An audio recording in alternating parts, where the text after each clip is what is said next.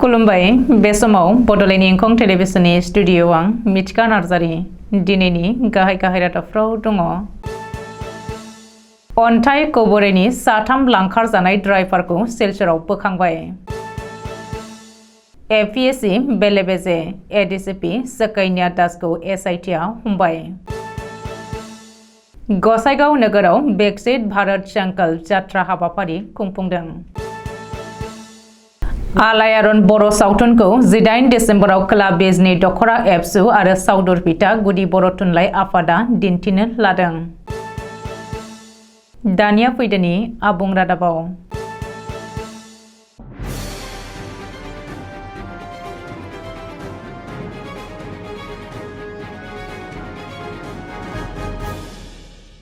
दिमा हासावनि मोनसे अन्थाइ कबरेनिफ्राय लांखार जानाय साथाम ड्राइभारखौ बोखांनो हाबाय।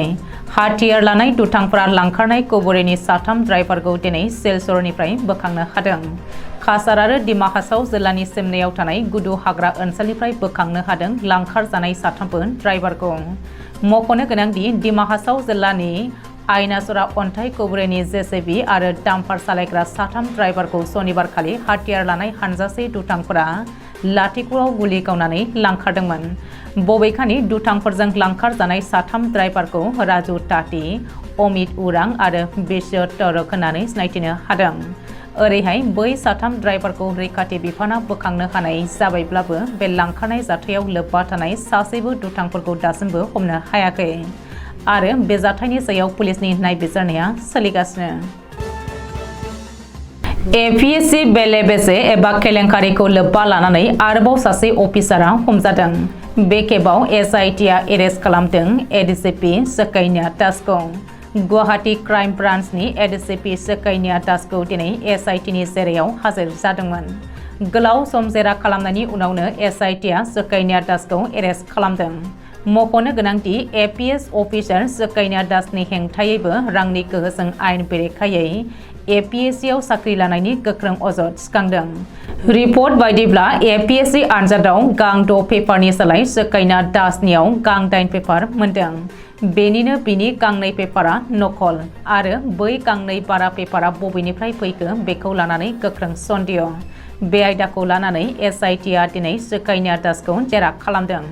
बिथोन बायदियै सकैन्या दासआ दिनै फुङावनो सिआइडिनि मावख'आव थांनानै जेरायाव मोगा-मोगि जाहैदों।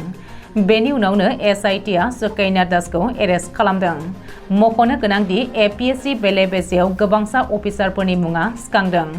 बेनिनो गोबांसा अफिसारखौ एसआइटिआ एरेस्ट खालामबाय आरो गोबांसाया साख्रिनिफ्राय सासपेन्ड खालामजाबाय।